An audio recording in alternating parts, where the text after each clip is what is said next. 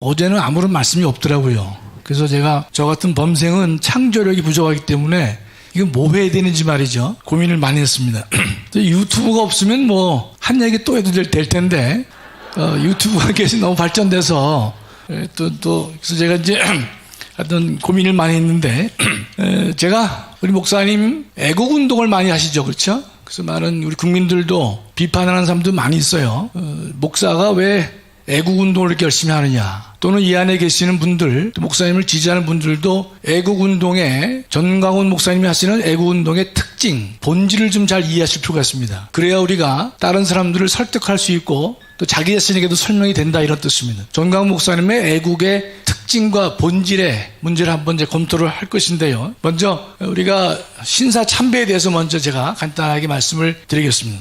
어제도 우리 목사님께서 말씀하셨지만 1938년 9월 평양에서는 예수교 장로회의 결정이 있었습니다. 신사참배는 종교가 아니고 국가의식에 불과하다, 이렇게 이야기를 했죠. 그 당시 신사참배를 보시면요, 한 달에 한 번 애국 예배를 드렸습니다. 애국 예배를 드렸습니다. 그럴 때 제일 먼저 예배 시간에 주보에 나옵니다. 주보에 첫째 일본 국가인 기미가요를 불렀습니다. 이 기미가요는 알다시피 식민지배라든지 군국주의의 침략의 상징인 노래인데 기미가요를 먼저 불렀습니다. 두 번째는 천황이 살고 있는 도쿄를 향해서 90도 절을 했습니다. 보통 궁성요배다, 이런 말을 하는데, 여러분 가끔 이제 인터넷을 뒤져보시면요, 당시에 교회 신자들이 도쿄를 향해서 90도 절하는 장면들을 여러분이 보실 수가 있습니다. 세 번째는 대동아전쟁 필승 기원 묵도를 했습니다. 대동아전쟁을 반드시 이기게 해달라고 모든 교인들이 묵도를 했다, 이런 뜻입니다. 그 패는 우리가 설명을 드리지 않겠습니다. 네 번째는 이어서 황국 신민 서사랑을 암송했습니다. 그 뭔가 하면 일본과 우리가 하나다, 내선일체라든지 황국 신민화를 강요하는 그런 내용인데, 일본 사람들은 어린이용과 어른용 두 개를 나누어서 제작을 했고 황국 신민 서사를 다 암송하도록 했습니다. 그리고 이어서요, 천황을 찬양하는 노래를 불렀습니다. 우미 유가바다, 이렇게 말하고 있는데, 이 노래는요 1937년 일본의 어느 작가에 의해서 만들어진 가곡인데, 그리스도가 아니라 이 땅을 위해 목숨을 초계같이 버리겠다, 그런 의미입니다. 그건 그리스도라는 말은 없지만 천황을 위해서 목숨을 초계같이 버리겠다라고 하는 내용을 담긴 노래입니다. 그 노래를 교인들이 부르게 했습니다. 그 노래를 부르면서 일본 군들은요, 천황을 위해서 죽음을 마다하지 않고 목숨을 초계같이 버렸습니다. 이런 일본 군들이 이 노래를 부르면서 행한 것 중에 하나가 가미가제 특공대도 여기에 해당하는 것입니다. 그 다음에는 신사를 향해 예배를 하게 했습니다. 절을 하게 했다는 것이죠. 그것이 유명한 신사참배가 되는 것입니다. 신사참배는 넓은 의미가 있을 수가 있는데, 당시 신사가 없는 경우에는 신사를 향해서 절을 하게 했고요. 그 다음에 그 당시 일제 때에는요, 교회마다 이동용 신사가 움직일 수 있는 간단한 신사들을 다 만들었습니다. 그리고 나서 한 것이 찬송가를 합니다. 찬송가 1장, 그다음에 사도신경을 외웠단 말이죠. 그다음에 예배 중에는 애국 헌금을 했는데, 그 애국 헌금은 일제의 전비로 사용토록 했습니다. 그 다음에 교회를, 그 당시는요, 교회를 수리를 많이 했습니다. 개조를 많이 했단 말이죠. 교회를 어떻게 고쳤느냐, 교회의 강단과 출입구가 도쿄를 향할 수 있도록 하기 위해서 출입구도 고치고 강단의 방향을 고치는 일을 한국교회가 자행했습니다. 이럴 경우 일제 치하가 강제로 한 경우도 많이 있었겠지만, 한국교회는 리더들이 솔선수범해서 그 일을 했고 동참을 했던 것입니다. 총회, 노회 임원들은요, 신사참배를 하기 위해서 일종의 성지순례와 같은 일들을 많이 했습니다. 그러니까 주일 예배 때 신사참배를 했다고 하는 것은요, 기독교 2000년 역사에서 그 유래를 찾기 어려운 일들입니다. 교회 지도자들은 솔선수범해서 기독교의 신학과 교리를 고쳤습니다. 어떻게 고쳤느냐, 일본식 기독교로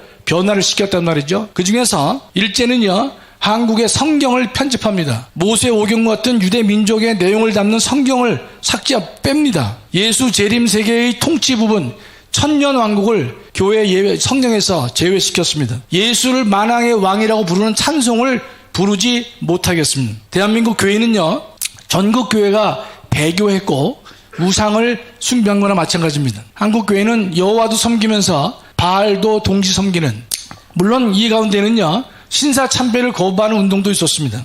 여러분, 이 조금 전에 목사님 말씀하신 김중건 목사님의 스승이라고 할 수 있는 문준경 전도사님은요, 당시 신사참배운동을 거부하는 운동을 하다가 6.25 당시에 좌파에 의해서 살해를 당하셨습니다. 그런 분도 계셨지만은 대한민국 교회는요, 우상숭배를 하기로 결정하고 이를 시행하도록 전국교회에 명했던 것입니다. 신사참배 권유운동을 벌였던 것이죠. 그러나 광복이 된 이후에는요, 과거사를 얼버로 청산하지 못했습니다. 우상숭배와 친일 행각의 죄를 제대로 참여하지 못했다. 이것이 한국교회의 현상입니다. 어제도 목사님께서 말씀하셨지만 북한 지역이 공산화가 됐던 가장 중요한 이유가 뭐겠는가. 목사님께서는 그 신사참배를 결정한 예수교 장로회 총회가 평양에서 열렸기 때문이다, 이런 말씀을 하셨는데, 논리적으로 100% 옳은 말씀은 아닐 수 있어도 그거를 반박하기는 내가 볼 때 어렵습니다. 분명히 그런 죄가가 있지 않았는가.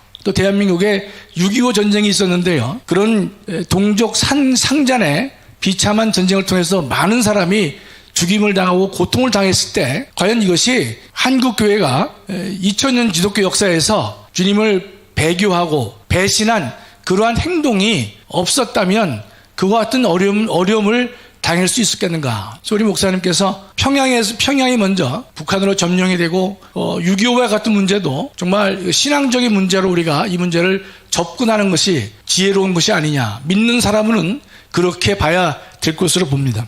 그러면 우리 목사님께서 이 반주사파 운동을 목숨을 걸고 하고 계신단 말이죠. 그 이유가 뭘까? 우리 목사님은 애국운동의 상징이지만 우리 목사님은 나라에 대해서 이런 문제는 건드리지 않습니다. 제가 유심히 살펴보면 복지 문제, 경제 문제, 재정 문제, 이런 등등의 국가를 위해서는요, 보통 지도자들은 그런 문제를 주로 언급하는데 목사님은 그런 문제를 언급하지 않았습니다. 주로 뭐만 언급하느냐? 반주사파만 얘기를 하고 있습니다. 그러면요, 이런 것이죠.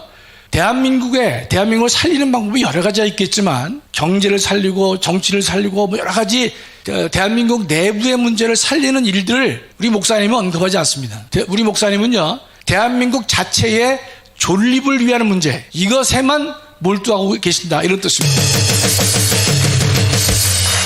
전광훈 목사님의 애국운동의 특징이 거기에 있는 것입니다. 여러분, 그걸 분명히 우리가 알고 확신을 가지셔서 주변에 알려야 될 것이다, 이런 뜻입니다. 많은 믿는 사람들도요, 이런 얘기합니다. 목사가 말씀만 잘 전하면 되는 것이지 왜 굳이 애국운동을 이렇게 하느냐. 그거는 하나는 알고 둘은 모르는 얘기입니다. 우리 정광훈 목사님의 특징은 다시 말씀드리지만 국가의 존립 자체를 갖다가 지키기 위해서 하는 그 문제에만 초점을 두고 목숨을 걸고 있다, 이런 뜻입니다. 그게 애국운동의 특징입니다. 다른 사람이 말하고 있는 애국운동과는 질적 차이가 있는 것이다. 우리가 분명히 깨달을 필요가 있다는 뜻이죠. 그럼 주사파를 왜 목사님께서 그토록 싫어하시느냐? 주사파는요, 우리 헌법 질서에 어긋나는 사상인 것입니다. 우리 헌법은요, 상대적 민주주의를 갖고 있기 때문에 어떠한 사상도 대한민국 헌법은 포용하는 것이 원칙입니다. 그러나 주사파는요, 북한 헌법 제3조에 나와 있는데 북한은 주체 사상을 자신의 통치 이념으로 삼고 있다. 현행 북한 헌법 3조에 명시적으로 나와 있는 것입니다. 즉 우리와 적대 관계에 있는 북한이 지지하고 있는 그들의 가장 중요한 신조로 삼고 있는 이 주체 사상은요, 대한민국 존립과 근본적으로 상치되는 것이죠. 양립될 수 없는 것입니다. 그렇기 때문에 이 주체 사상을 지지하는 것은요, 현행 헌법에도 우리가 용납할 수 없는 것인데 목사님은 그 주체 사상이 대한민국 어디에 걸리느냐? 존립의 문제가 있기 때문에 목사님께서는 그토록 거기에만 몰두하고 계시다. 이렇게 우리가 이해를 해야 옳은 것입니다. 그게 전광훈 목사님의 애국운동의 특징입니다. 다른 문제는 건드리지 않고 오로지 대한민국의 존립을 지키기 위한 반주사파 문제를 갖다가 다루고 계신다, 이런 뜻입니다. 두 번째는요, 우리 전광훈 목사님은 이제 목사님이 아니십니까? 그러면 목사님께서도 평소에 보면 예수 십자가와 보혈을 강조하고 계세요. 누구 못지않게 강조하고 계시죠. 그러나 목사로서 반주사파 운동을 하는 가장 중요한 이유는 뭡니까? 이 주체 사상은요, 대한민국 교회를 적대하는 반그리스도적인 입장을 취하고 있기 때문에 그들과 싸우지 않을 수 없다, 이런 뜻입니다. 그들과 기독교 신앙은 양립이 불가능하다, 이런 뜻입니다. 양립할 수 없기 때문에 그들을 싸워야 될 것이고 무찌러 될 것이다. 그런 의미가 강하게 포함되는 것입니다.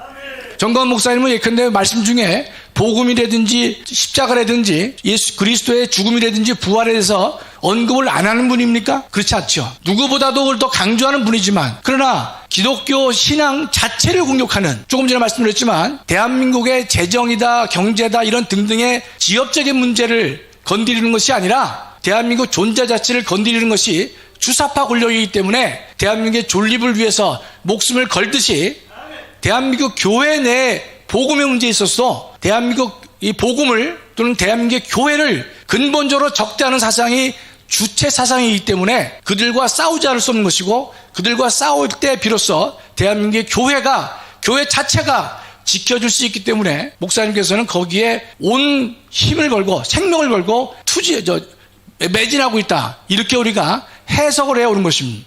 그래서 여러분께서 제가 그동안에 목사님을 배우면서 제가 느낀 것이고 제가 정리한 것이란 말이죠. 그렇다면 우리가 모르는 분들이 정광훈 목사가 뭐 목회나 하지 왜 애국하느냐라고 말할 때 우리가 어떻게 됩니까? 담대하게 그 잘못을 지적할 수 있어야 된다, 이런 뜻입니다.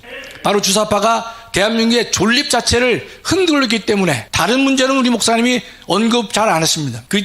그래서 여러분이 그런 공격이 있거나 질문이 있을 때는 우리 정광훈 목사님의 애국운동의 특징과 본질을 정확하게 정리해서 여러분이 대변해 주시기를 간절히 바랍니다.